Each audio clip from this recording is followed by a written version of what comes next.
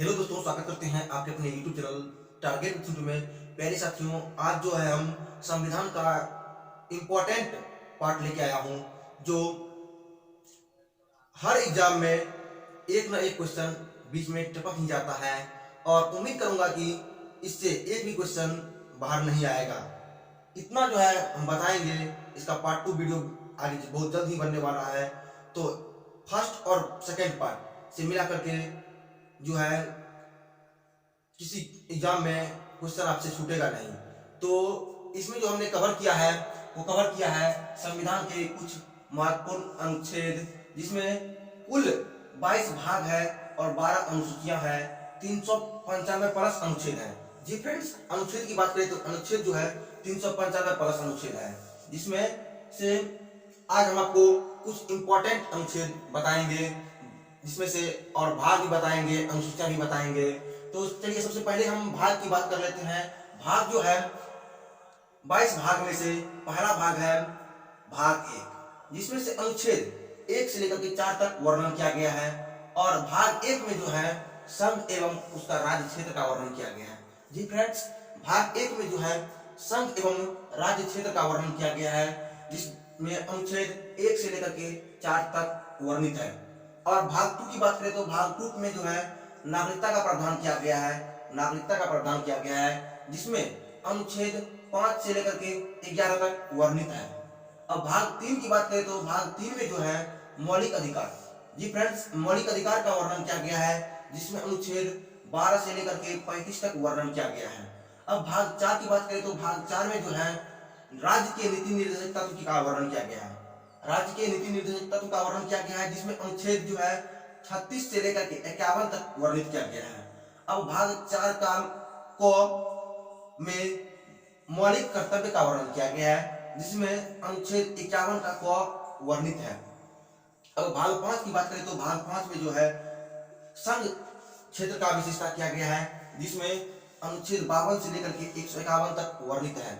और यह जो है सब पूरे संविधान का जो है सबसे बड़ा भाग है। जी फ्रेंड्स, पूछा जाता है कि संविधान में सबसे बड़ा भाग कौन सा है, तो यहाँ हो जाएगा भाग 5 जो है पूरे संविधान का सबसे बड़ा भाग है। और भाग 6 की बात करें तो भाग 6 में जो है राज्य संघ की विशेषता किया गया है, जिसमें 152 से लेकर के 237 तक वर्णन है। और यहाँ बात कर लेते हैं भाग 5 में जो है संघ यानी राष्ट्रपति का जो है उल्लेख किया गया है। इसमें यदि महाभियोग की बात करें तो महाभियोग जो है अनुच्छेद 61 के तहत महाभियोग लगाया जा सकता है, और राष्ट्रपति के पास क्षमादान की शक्ति होती है, और उसी में जो है राष्ट्रपति क्षमादान की शक्ति का प्रयोग करता है अनुच्छेद 72 के तहत। अनुच्छेद 72 के तहत ही किसी को राष्ट्रपति क्षमादान कर सकता है। और अध्यादेश जारी करता है अनुच्छेद 123 के तहत। राष्ट्रपति जो है अध्यादेश जारी करता है अनुच्छेद 123 के तहत। और राष्ट्रपति पद की चर्चा जो है अनुच्छेद 52 में वर्णन किया गया है। और राष्ट्रपति के कार्य शक्ति का जो वर्णन है अनुच्छेद 53 में किया गया है। और राष्ट्रपति के निर्वाचन की बात जो कही गई है अनुच्छेद 54 में कहा गया है।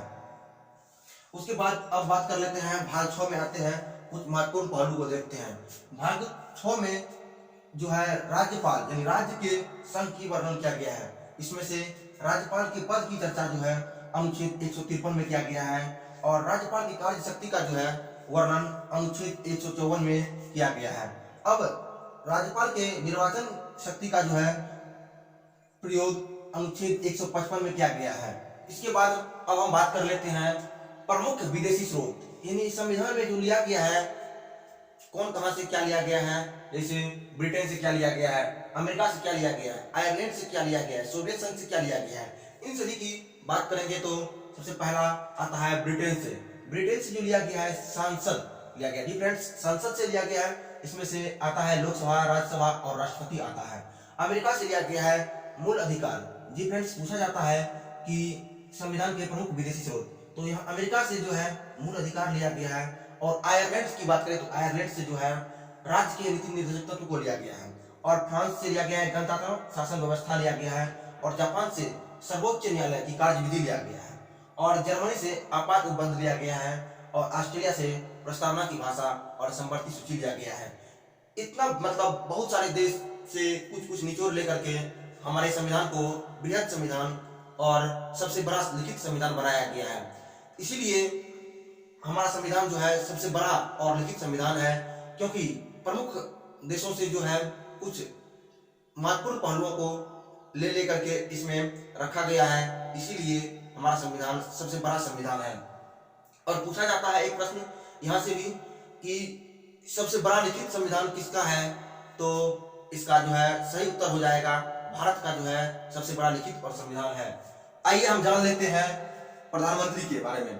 प्रधानमंत्री का जो है मंत्रिमंडल होता है, उसके बाद प्रधानमंत्री अब खुद होता है, उसके बाद महान्यायवादी होता है। प्रधानमंत्री में मंत्रिमंडल का जो है अनुच्छेद 74 में वर्णन किया गया है और प्रधानमंत्री का जो है अनुच्छेद 75 में वर्णन किया गया है और महान्यायवादी अनुच्छेद 76 में वर्णन किया गया है। उसके बाद फिर आता है संसद में 79 में वर्णित किया गया है, अनुच्छेद 79 में वर्णन किया गया है। फिर राज्यसभा 80 में वर्णित है और फिर लोकसभा 81 में वर्णित किया गया है। उसके बाद अब आता है राज्य के मुख्यमंत्री यानी चीफ मिनिस्टर आता है। इसमें होता है सबसे पहला मंत्रिमंडल की गठन, उसके बाद खुद मुख्यमंत्री खुद होता है, उसके बाद होता है महाधिवक्ता।